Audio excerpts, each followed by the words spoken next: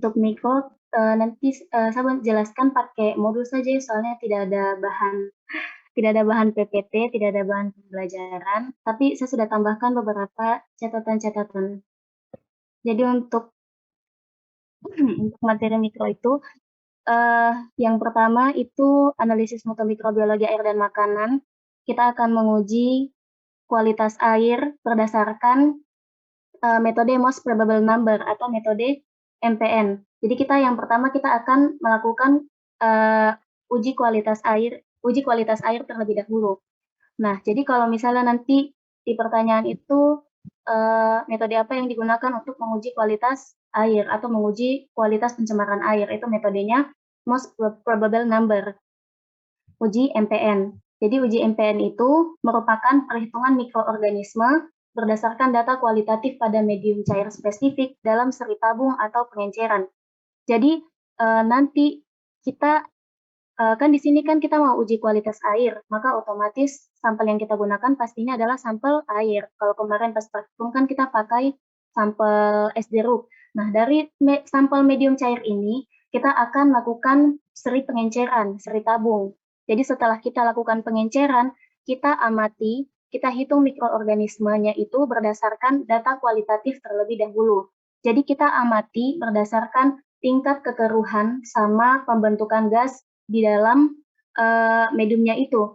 Jadi nanti ketika sudah positif ada keruh, kemudian juga positif ada gas, maka nanti itu bisa dihitung positif, baru nanti akan dikonversikan di tabel yang ada di bawah, tabel MPN. Jadi nanti kalau hasil dari positifnya itu ada berapa, nanti baru dikonversikan ke berapa jumlah bakteri coliform yang ada di dalam sampel airnya. Terus lanjut, ini tuh latar belakang, ini yang saya tandai-tandai, pemeriksaan pencemaran air secara mikro itu umumnya ditunjukkan dengan keberadaan bakteri indikator seperti coliform dan E. coli. Jadi sebenarnya bakteri coliform itu kayak sekelompok mikroorganisme atau golongan dari bakteri yang digunakan sebagai indikator untuk mengetahui adanya pencemaran pada air. Jadi kalau misalnya ada bakteri coliform yang kita temukan pada air, maka ada bakteri coliform ini dia berperan sebagai sinyal bahwa ada bakteri patogen yang ada di air itu. Maka otomatis kalau ada bakteri patogen, maka airnya itu sudah pasti tercemar. Makanya uji MPN ini atau uji yang menggunakan indikator bakteri coliform ini itu sangat penting dan juga rutin dilakukan di laboratorium. Jadi kalau misalnya ditanya indikator yang digunakan untuk menguji kualitas air itu jawabnya bakteri coliform saja. Terus ini ciri-ciri atau karakteristik dari bakteri coliform, itu bakterinya batang gram negatif, tidak membentuk spora, aerobik, dan anaerob fakultatif yang menghasilkan asam dan gas dalam waktu 48 jam pada suhu 35 derajat. Kemudian, kehadiran coliform dalam air itu memungkinkan keberadaan patogen lainnya, meskipun tidak ada korelasi antara jumlah coliform dan patogen. Maksudnya begini, kalau misalnya kita temukan di dalam sampel airnya itu bakteri coliformnya itu misalnya ada 3, maka belum tentu bakteri patogennya itu jumlahnya juga ada 3. Cuman ada hubungan atau ada korelasi antara bakteri coliform yang ada di air dengan bakteri patogen. Pokoknya kalau ada bakteri coliform di air, maka ada bakteri patogen yang menandakan bahwa airnya itu tercemar. Jadi semakin sedikit kandungan coliform, maka kualitas airnya akan semakin baik. Ini sudah saya tambahkan contoh dari bakteri coliform itu ada E. coli, Salmonella, Citrobacter, Enterobacter, dan Klebsiella. Terus ada juga sempat saya baca, jadi selain sebagai indikator pencemaran air, bakteri coliform itu juga dia menghasilkan zat etionin yang bisa memicu terjadinya kanker. Lanjut, bakteri coliform itu nanti kita bedakan jadi 2. Ada bakteri coliform fekal sama bakteri coliform non-fekal. Kalau bakteri coliform fekal berarti bakteri coliformnya itu berasal dari feses hewan atau manusia. Jadi kan coliform fekal, berarti memang bakterinya itu bakteri coliformnya dari feses. Contohnya itu ada E. coli sama Streptococcus fecalis atau Enterococcus fecalis. Jadi memang bakteri E. coli sama Streptococcus fecalis ini merupakan bakteri yang hidup di saluran gastrointestinal manusia. Lanjut, untuk bakteri coliform non-fekal itu bakteri yang biasanya ditemukan pada hewan dan juga tanaman yang telah mati. Contohnya ada Enterobacter aerogenes. Jadi untuk uji kualitas air, kita pakai uji MPN atau Most Probable Number. Ini tadi yang sudah saya tulis di atas. Jadi uji MPN itu, kita akan hitung mikroorganismenya berdasarkan data kualitatif dulu. Data kualitatif itu maksudnya kita amati dulu apakah hasil pengenceran ini keruh atau tidak, apakah ada gas yang muncul atau tidak. Jadi kita tidak bisa langsung dari hasil pengenceran kita bisa hitung, oh bakterinya ini ada sekian, sekian, sekian. Tidak, kita amati dulu data kualitatifnya, baru nanti kita konversikan ke data kuantitatif. Lanjut, MPN merupakan suatu metode uji pengenceran bertingkat atau serial dilution untuk mengukur konsentrasi mikroorganisme target dengan perkiraan. Habis itu, ini juga kemarin ditanya, pengujian ini juga wajib ditahu ya. Jadi pengujian coliform itu pakai 3 tahap pengujian, yaitu presumptive test, confirmed test, atau tes menguji, pengujian kembali, dan complete test, atau tes komplit. Jadi yang pertama itu presumptive test. Presumptive test itu kita akan mengidentifikasi apakah pada sampel air ini itu dia terkontaminasi dengan bakteri coliform atau tidak. Kemudian yang kedua, confirm test. Confirm test itu adalah kita kayak uji konfirmasi kembali, apakah betul pada sampel air ini ada bakteri coliform atau tidak. Sementara complete test itu kita sudah mau mengidentifikasi apakah ada pertumbuhan bakteri E. coli atau tidak, atau ada pertumbuhan bakteri coliform fekal atau tidak. Nah, untuk praktikum kemarin itu kita hanya lakukan sebatas presumptive test. Jadi siapa tahu nanti ditanya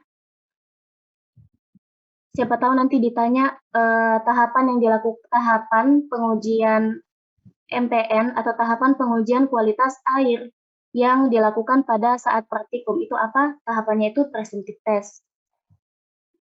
Kemudian lanjut alat dan bahan, ini ada tabung reaksi, tabung Durham. Kalau tabung Durham kan sudah ditahu toh, jadi kita pakai tabung Durham untuk mengidentifikasi adanya pembentukan gas dari bakterinya atau tidak. Kemudian pakai pipet ukur, botol steril, dan hose. Selanjutnya untuk bahan, yang pertama pasti bahannya sampel air. Kita kemarin pakai es sirup atau sirup.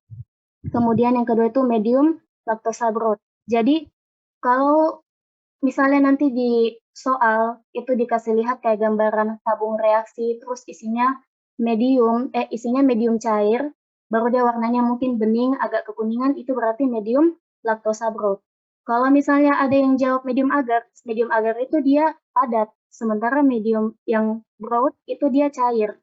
Jadi kalau medium cair itu pasti dia pakai tabung reaksi, sementara kalau medium agar pasti dia pakai cairan Petri. Jadi medium lactosa broth kita pakai.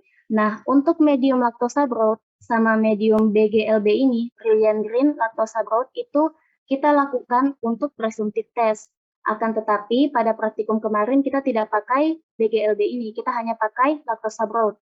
Kemudian selanjutnya untuk medium EMB agar juga kita tidak pakai, medium eosin methylene blue kita tidak pakai karena itu dilakukan untuk uji confirm test. Jadi hasil dari pengenceran medium lactosa broth kita inokulasikan ke medium EMB, lalu nanti kita tumbuhkan koloni bakteri. Kita tidak pakai juga ini kemarin. Jadi nanti kalau misalnya ada ditanya medium terus ada yang jawab EMB berarti salah. Karena kita tidak pakai di praktikum. Kemudian untuk medium nutrien agar sama medium IMVIC ini juga kita tidak pakai karena itu dipakai untuk uji complete test untuk mengetahui apakah ada pertumbuhan bakteri E. coli atau tidak. Jadi hasil dari koloni bakteri yang tumbuh di medium EMB agar tadi kita pindahkan, kita inokulasikan lagi di medium nutrien agar. Baru nanti kita tumbuhkan lagi koloni bakteri di medium nutrien agar, habis itu kita lakukan uji biokimia di IMVIC ini. Kalau misalnya ada yang mau tanya medium IMVIC nanti boleh tanya di belakang, tapi tidak masuk nanti di soal karena kemarin kita tidak lakukan. Jadi untuk bahan yang digunakan untuk uji kualitas air itu dua ini saja, sampel sama medium lactosa broth. Kemudian untuk prosedurnya, sampel airnya atau es sirupnya itu kita ambil, lalu kita homogenkan. Habis itu kita masukkan masing-masing 10 ml ke dalam 3 tabung reaksi yang berisi lactosa broth. Jadi kita kemarin pakai uji pengenceran serial tabung 3. Jadi nanti kita tambahkan itu 10 mili di 3 tabung, tambahkan 1 mili di 3 tabung, terus tambahkan lagi 0,1 mili di 3 tabung. Jadi kalau ditanya, berapa total tabung yang digunakan untuk pengujian kualitas air atau uji MTN? Itu totalnya ada 9 tabung. Jadi ditotalkan semua ini. Tapi nanti perhatikan lagi kalau yang ditanya bagaimana. Misalnya ditanya, berapa tabung yang digunakan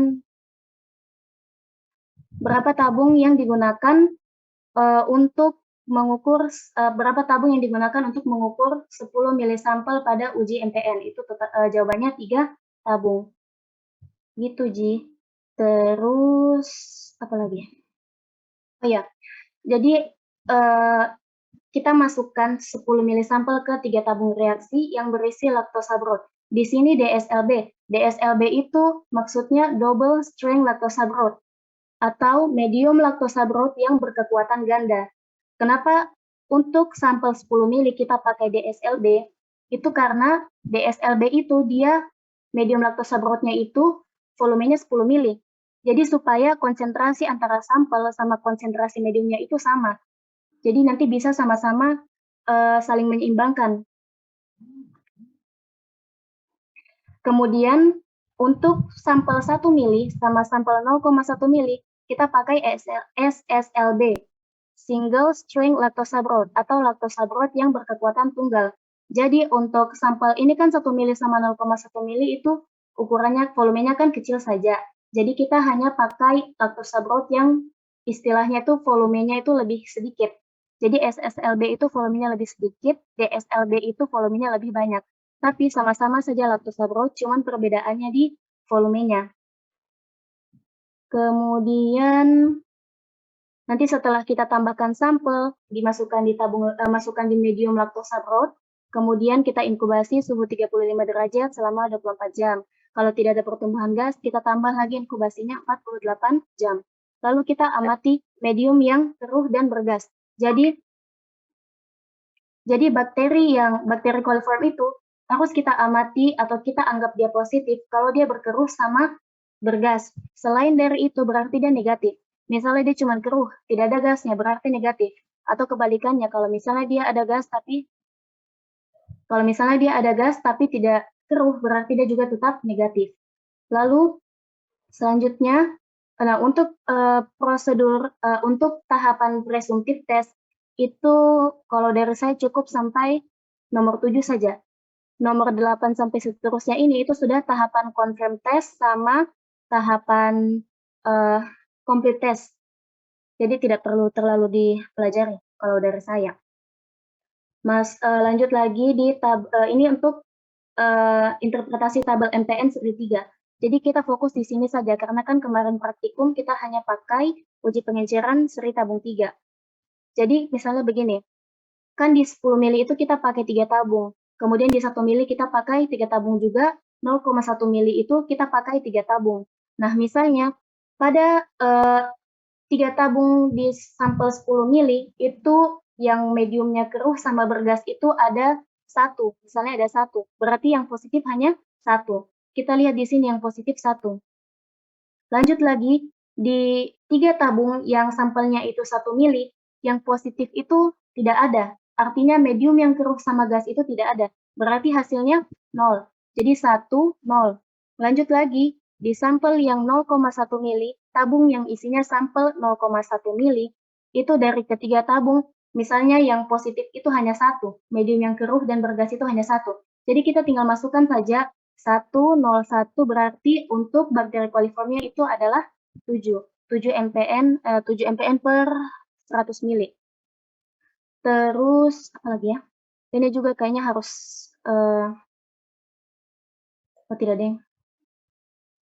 Itu saja sih, ini untuk tabel MPN seri 5. Jadi kalau kita pakai 5 tabung, 10 mili pakai 5 tabung, 1 mili pakai 5 tabung, 0,1 mili pakai 5 tabung. Jadi kalau misalnya ditanya untuk uji pengenceran seri 5, total tabung yang digunakan itu ada berapa? Totalnya ada 15. Kalau ini totalnya ada 9. Mungkin itu saja guys untuk uji MPN. Kalau ada yang mau ditanya atau teman-teman lain ada yang mau tambahkan, silakan.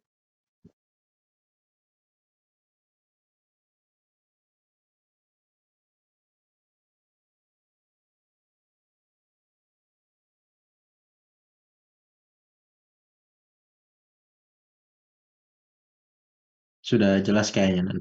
Boleh lanjut. Oke, kalau sudah jelas, yang selanjutnya itu dibawakan sama Asia. Thank you, guys.